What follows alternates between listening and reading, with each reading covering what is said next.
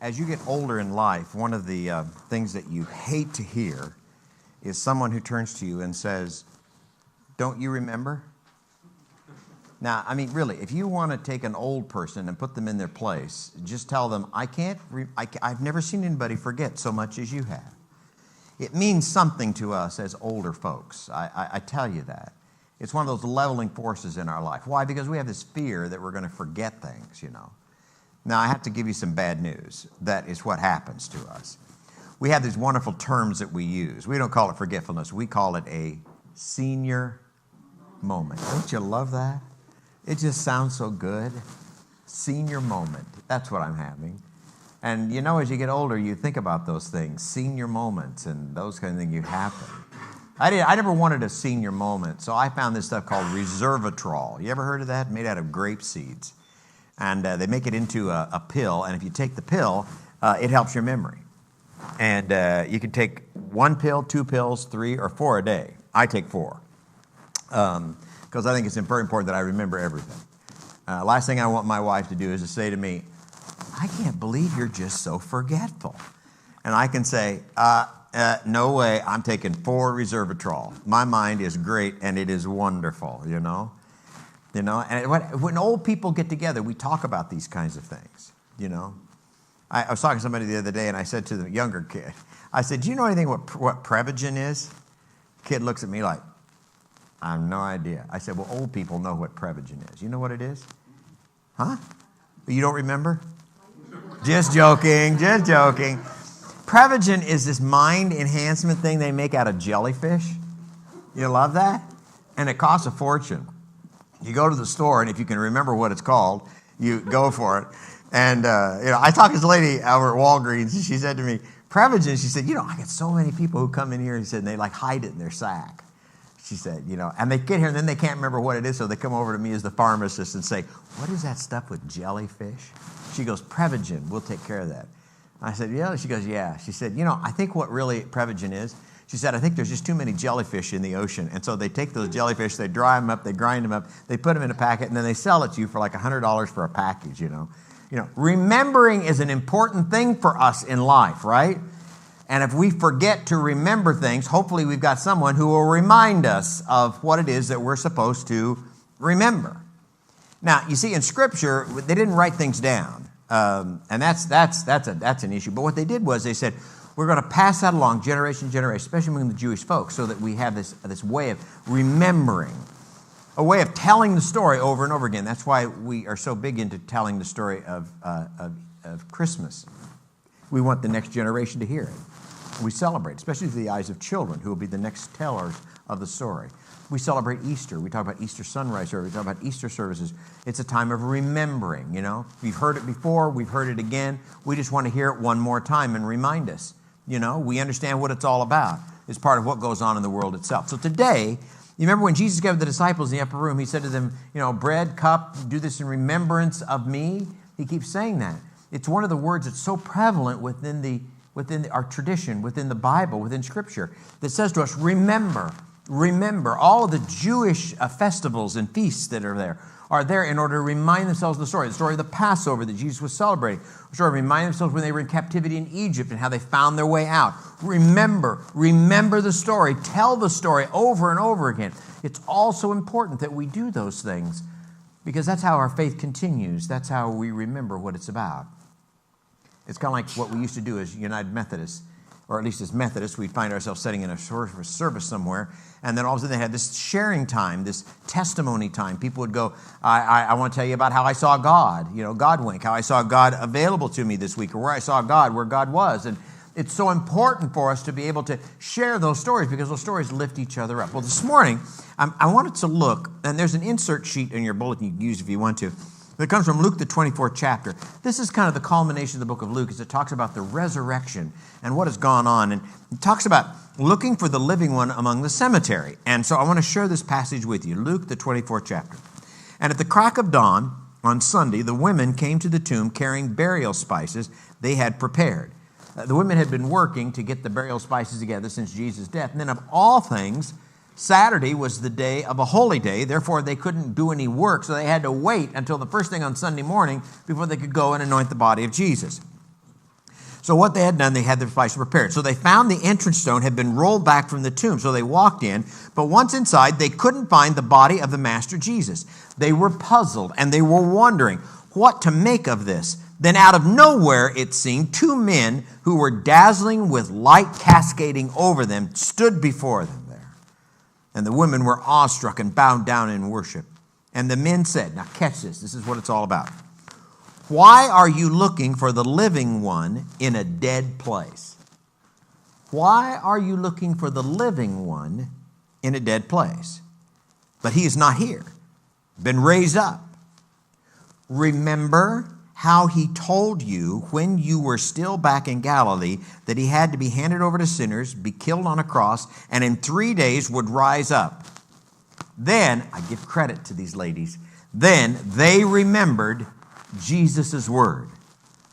And what did they do? They left the tomb and they broke the news to all of the 11 and the rest, Mary Magdalene, Joanna, and Mary, the mother of James, and the other women.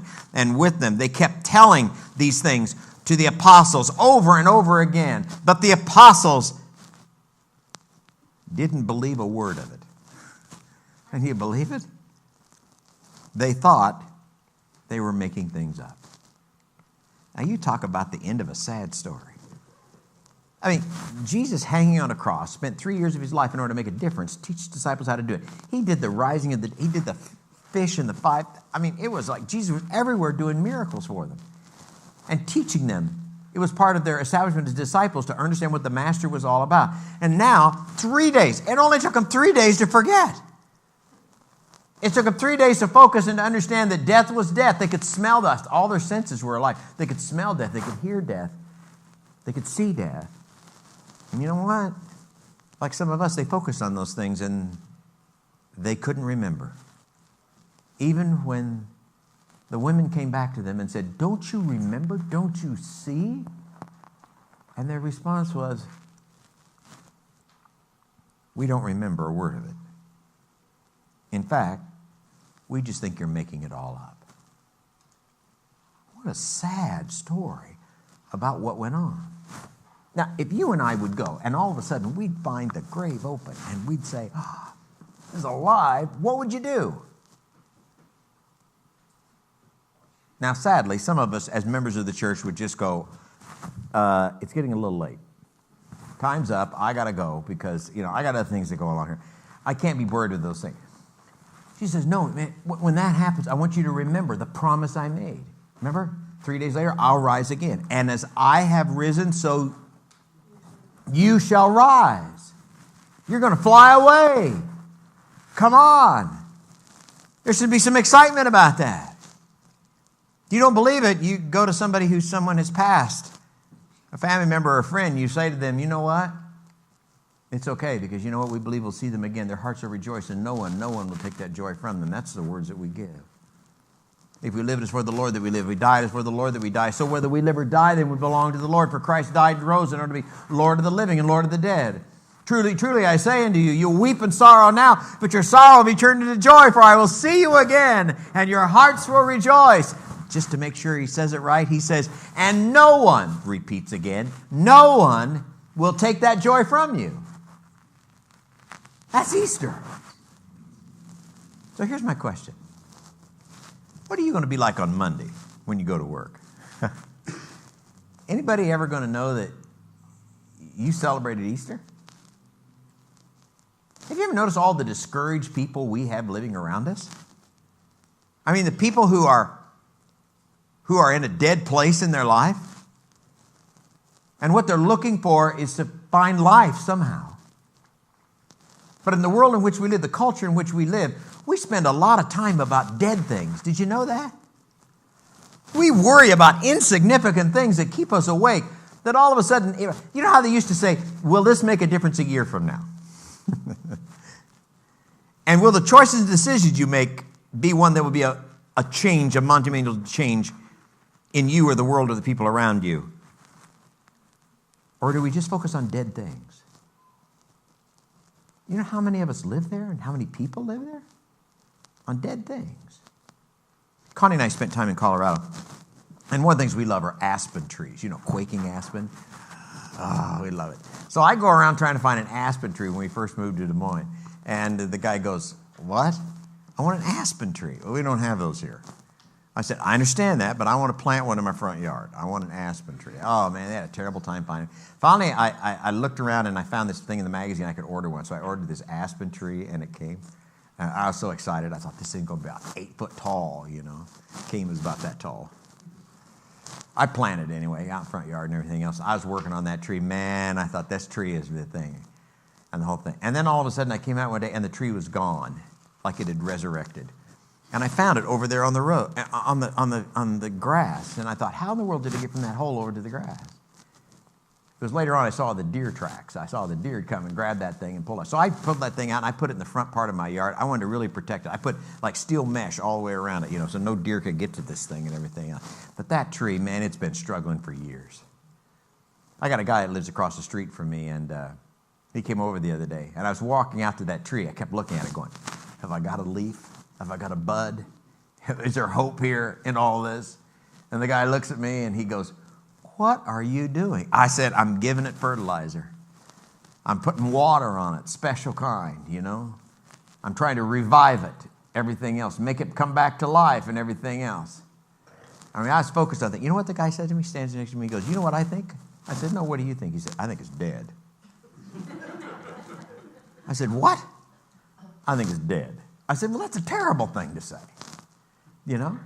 I thought, this tree's alive. I try to be optimistic, but you know, in reality, I think it really is dead. I think I got to go find some plastic flowers and paint on it or do something to it, because I thought, whatever. I mean, I have hope in this thing, but you know what? Sometimes we have people who are like, walking zombies in our life, in our world. Did you realize that? There are people who walk around from us, and they are literally dead inside. Do you know what I mean? You've seen them, haven't you? Maybe you've been there. They're walking dead people. And sometimes they're looking for somebody that'll come along and sing a song to them. I love what this one person said. In one of the early church fathers said this: sing your song to another person so they will hear how the song goes, so that when they forget the tune, you can sing it back to them. Don't you love that picture? Sing your song of rejoicing and praise. Sing that song to another person. Let them know what it sounds like, so that when you forget the song at times in your life, that person can come and say, remember how the tune goes? Mm-hmm. You go, I remember that song. And all of a sudden you're transformed from death into life.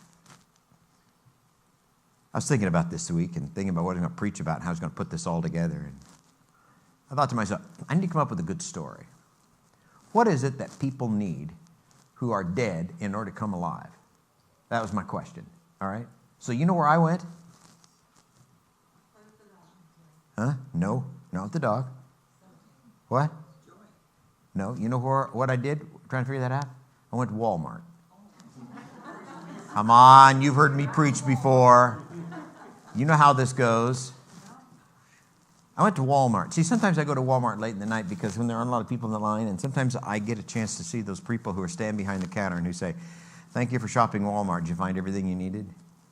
Yeah. Thank you. It's a written script.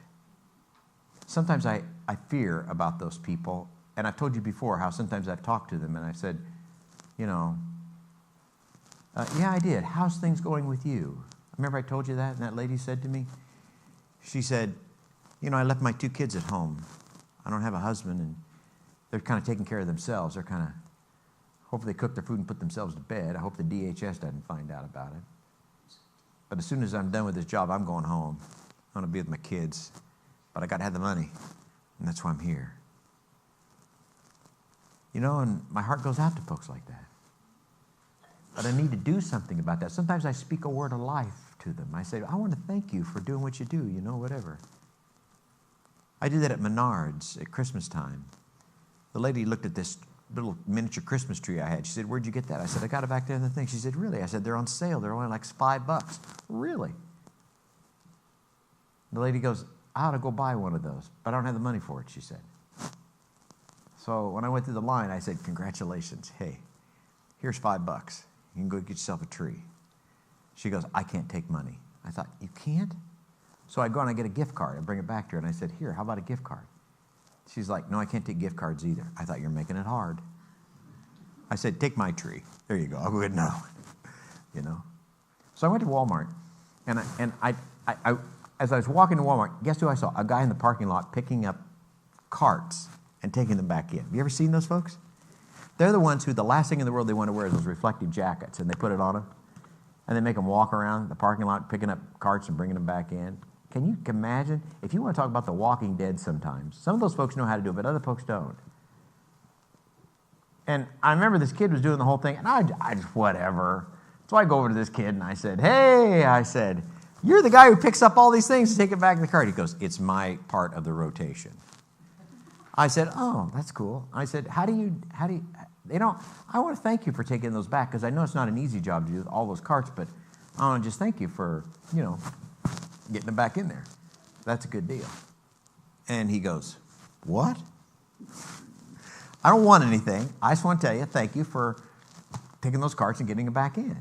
It's a small thing to do, right? I was trying to get a sermon illustration out of this. I thought, see what we'll do here. And so, the whole thing, I said, so what do you have to do at this job? Well, he said, first all you got to do is you got to get all the carts lined up and going in one direction. Now, you don't think that's important, but that's an important thing. The guy told me that. You can't have carts backwards and forwards. You got to get them all in the same direction. And then he said, we got this little machine that pushes them. He said, you put that on the back, he said, and then they give me this little button thing he showed me, and he pressed that button, they go, it moves them up a little bit. He said, I can move them all the way into the store that way. I said, that's really a great thing, That's pretty cool. And he said, you got to know how to plug the machine in. Otherwise, you got to push them all by hand. It's very important that you charge it. And I said, oh, man, I didn't realize it was such a technical issue. That was really a cool thing. I said, I want to thank you for that. You know what he said to me? He goes, you're one of the first people that ever told me that. He said, most people don't even see me, or they try to run me over with their cars when they back up. And we laughed about it for a while and everything else. But that's what he said to me. You hear that? Thank you for saying that to me. You know what? That was a word of encouragement. That was a word of life. Do you hear what I just said? So I thought to myself, Lord, what can I preach about on Sunday? What can I take away from this? And here's the thing. It comes from Hebrews. I'm going to close with this. From Hebrews, the 10th chapter, 23rd verse. This is the Apostle Paul that says to the people, after Jesus' resurrection, that one of the sad things is we cannot forget. We must remember. And he says this, let us hold unswervingly to the hope we profess, for he who promised is faithful. Let's do it. Full of belief, confident that we're presentable inside and out. Let's keep a firm grip on the promises. This is the promises that God gives us. And always keep his word. Let us see how inventive we can be in encouraging and loving and helping each other out. That's what Easter's all about. Remembering. And then doing something that remembrance. What are you going to do different on Monday? Tuesday, Wednesday, Thursday, Friday, Saturday? Or does Easter only come once for you? We sing a song and talk about the fact that we are Easter people. Are we really Easter people? Every day to us is Easter, as the song goes, Sing that resurrection song. How'd you come here today? Running, or did you just walk up like everybody else does? You drive it, you make it happen, you get here. It's important for us to go back and sing that song to people because of the song we sang at Easter.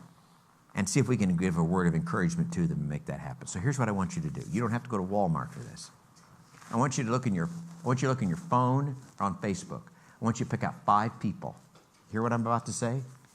And you make an encouraging word to those 5 people this week.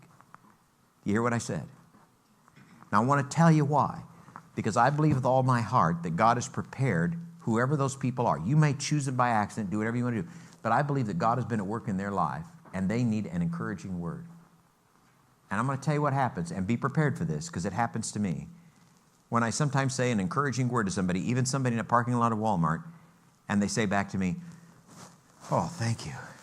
You don't know how I needed that. You ever heard that kind of thing? I was here in the church for the Living Last Supper, and we did this wonderful program this week. And when we got done with the program and everything else, I had somebody come to me and say to me, Pastor, I just want to tell you what a wonderful thing that was. And I want to tell you how much I appreciate you. Do you hear that? They remember my congregation. I was going to kiss them, but I decided not to. But I said to them, you know what? I want to tell you, I love that encouraging word. And that made a difference. It did. And the next night, you know what they did? They came up to me again and they said the same thing. I want to tell you how wonderful, I must encourage you. That's what that person did for me. And you know what? At that point in my life, I needed that. I got it all together, but I needed that word. And I'm telling you, I guarantee there's 5 other people out there that you can go to this week and make that part of your Easter chore. That's the Easter people. That's passing on the resurrection message, speaking and proclaiming a word of life in a place of the dead. And if you don't think the world sometimes we live in is a place of the dead, look around. And sometimes we need to be the people who are Easter people, who are Christian people who don't proclaim. We proclaim a living Christ who is alive. Have you seen him? And what that Jesus can do for us in our lives. There are a lot of people who are looking for that.